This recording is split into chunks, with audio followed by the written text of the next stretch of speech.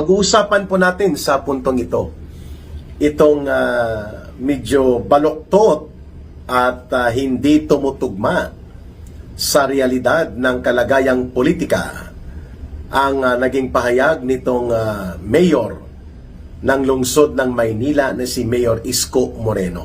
Ayan, si Yorme. Aba, sabi ng mga nakakita ng kanyang pahayag na nakapost sa social media, ano ba naman ito si Isko Moreno?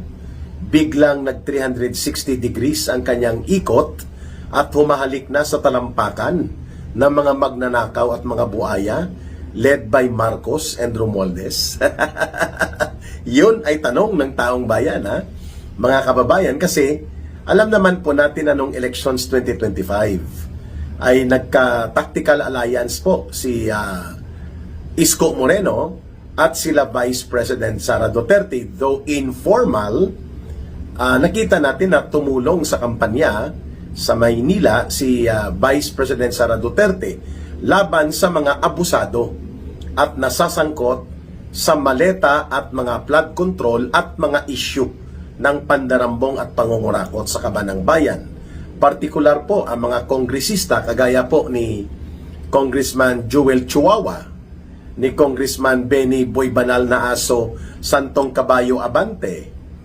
At syempre, bumaba dyan si Vice President Sara Duterte at umikot sa Kamaynilaan during the time of campaign upang ibulgar, ibunyag ang mga katiwalian at mga abuso sa poder at kapangyarihan at mga kabulastugan nitong binanggit natin ng mga kongresista na sinamahan pa ni Mayor Isko Moreno, no? At alam naman po ni Isko Moreno na itong sila Abante, si Boy Banal na Aso, Pastor-Pasturan Santong Caballo Abante, at itong si Joel Chihuahua ay mga alipuris ni Marcos at Romualdez para wasakin si Vice President Sara Duterte.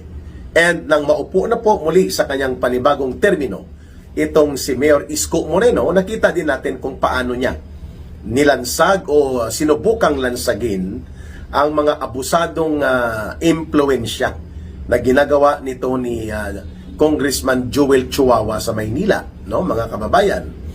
And dahil dyan, nagkaroon ng pananaw ang mga mamamayan, ang mga taga Maynila, na si Yorme Isko Moreno ay kontra sa katiwalian at mga pandarambong na ginagawa o nangyari na ang pasimuno o ang mastermind ay ang itinuturo ng mga ebidensya at mga pahayag si Marcos Jr. at si Martin Tambaluslos.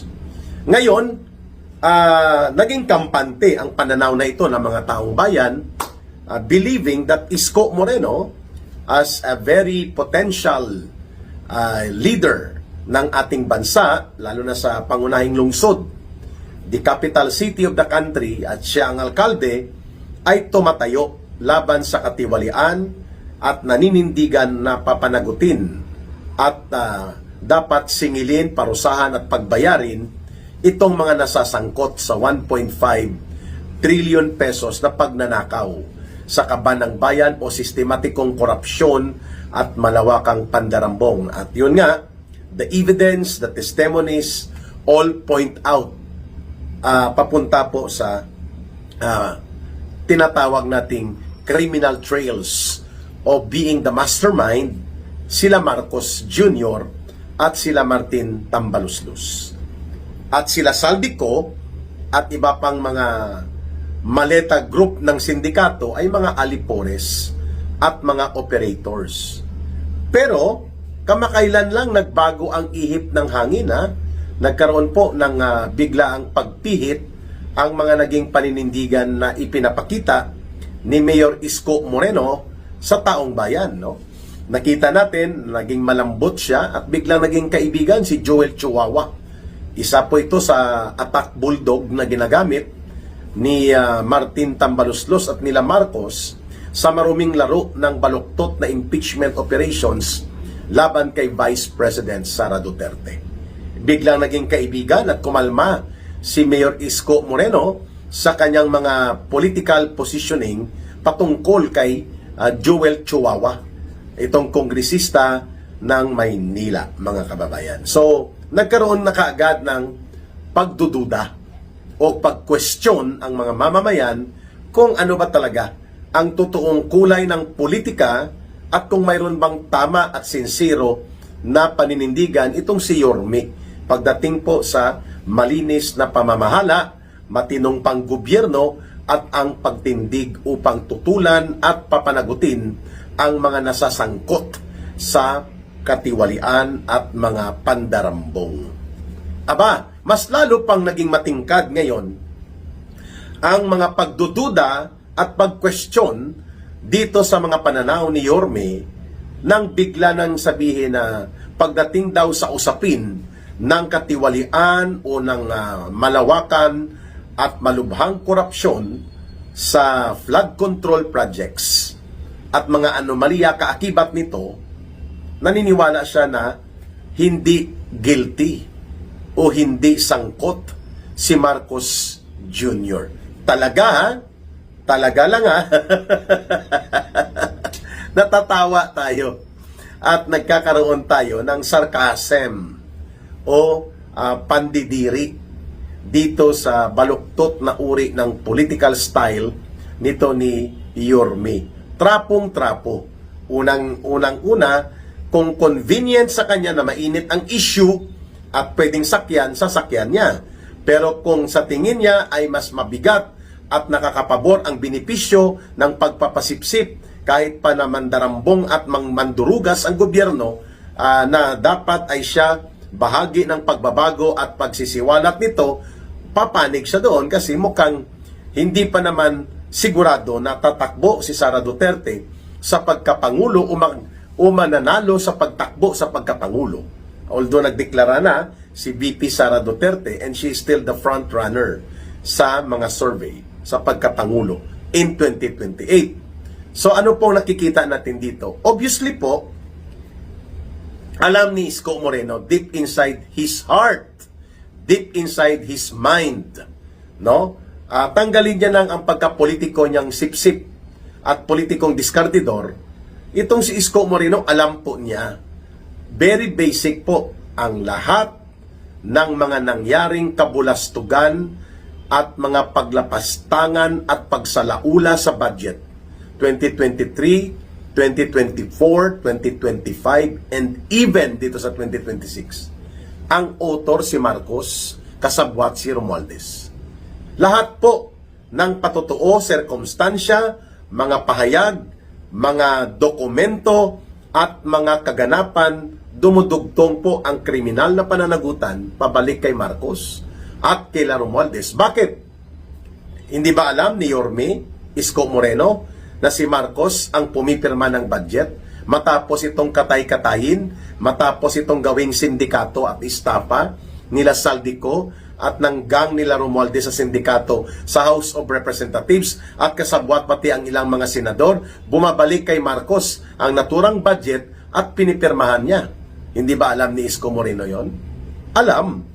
O bakit sasabihin niya na si Marcos ay walang kinalaman sa sindikato ng pangungurakot at pandarambong sa kaban ng bayan? Number 2, mga kababayan, ang kino-question ngayon, subject for oral arguments and deliberations sa Korte Suprema na unprogrammed appropriations na umaabot ng halos 2 trillion pesos in the 3 budget cycles na binanggit ni Ka-Eric, 2023, 2024, and 2025, close to 2 trillion pesos po ang naging unprogrammed appropriations. Pinayagan ni Marcos yon. Nag-realign, may allocables, may insertions, may unprogrammed na hindi na po tumutugma doon sa aktual na National Expenditures Program, and yet pinirmahan pa rin ni Marcos. Ibig sabihin po, alam ni Isko Moreno na alam ni Marcos na mayroon pong kinatay at ginawang sindikato sa budget. Kasi hindi naman pwedeng pumipirma siya ng pikit mata, bulag, pepe at bingi siya na walang feedback mula sa kanyang mga cabinet members, lalo na sa kanyang finance and economic managers. Hindi pwede yun. Hindi ka paniwala na hindi alam ni Isko Moreno na si Marcos Jr. pumapayag na kinakatay ang budget mula doon sa National Expenditures Program ay nagiging isa itong sindikato na budget, and yet for the last 3 budget cycles na binanggit ko ay pinipirmahan at ginagawang batas ni Marcos. Ibig sabihin po, very basic. Alam ni Marcos sapagkat nanggaling sa kanya ang utos na kung si Saldico pa ang magbubunyag nito at ibinunyag niya sa kanyang mga serye ng mga revelations patungkol sa sindikato ng Marcos at Romualdez na sabwatan, 100 billion pesos every year po ang nakatalaga para sa tinatawag na presidential pork barrel. Ayun. Pag sinabi mong presidential pork barrel, alam na. Ito ang hinihigop. Ito ang sinisipsip upang nakawin at durubuhin na pundo. Pag sinabi po ang nature ng pondo ay nagiging parang pork barrel, dyan po nanggagaling ang pagsipsip ng dugo ng pawis at dugo mismo ng mga taong bayan na nagbabayad ng buwis, ina-allocate sa pork barrel type allocations. Kagaya sa unprogrammed appropriations, insertions, realignment at allocables. Marcos, sabi ni Romualdez at sabi ni Saldico, sila ni Romualdez, 100 billion pesos. Mababa yon taon-taon. Ayun. Hindi ba yan alam ni Isko Moreno? Alam. Nagmamaang-maangan dahil diskartidor. Nagpapasipsip at nagpapalusot dahil malamang may nakuha ng benepisyo dito sa kay Marcos at kay Romualdez. Ang sabi nga ng mga nag-o-observe, parang na maleta gang ito si naging maleta boy na rin. Ang tanong ng taong bayan, na maleta boy ba si Yorme? Ito pa, Yorme. Pangatlo, ang nagpaparelease ng unprogrammed appropriations. Ang final release and approval dyan ng mga proyektong isinisingit, itinatago at pinapalusot sa unprogrammed appropriations, the last touch of the authority comes from the President. Si Marcos Jr., in the last budget cycle na yon, na umabot ng close to 2 trillion pesos po ang inilagay, inilipat, inilihis at pandaraya na itinago doon sa unprogrammed appropriations, mahigit 4,200 flood control projects na naging ghost projects. Ang pinagnanakaw, ang nagpa-release ng 4,200 plus projects na tinawag flood control in the last 3 budget cycles, si Marcos Jr. Hindi ba alam yan ni Isko Moreno? Alam niya po yan. Unless sasabihin niya, hindi ko alam. O ngayon, pinapaalam na namin sa iyo. So, sasabihin mo na inosente si Marcos at hindi ka panipaniwala na nasasangkot siya sa mga anomalya at pananagutan sa flood control na pinagnanakaw at ginamit na hut-hutan ng malawakan nilang pandarambong at sistematikong korupsyon sa pundo ng mamamayan. Hindi mo alam that only the President can have the final approval to release and give authority to the implementation, funding, and execution of all unprogrammed appropriations. At sa loob ng 3 taon, 4,200 so-called flood control projects po ang pinalusot ni Marcos Jr.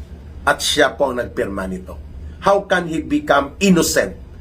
Paano mo yan ipaliwanag, Mayor Isko Moreno? Kung hindi po ikaw ay namalik mata, ano ang tanong ng taong bayan? May maleta? Yan ay pagtatanong.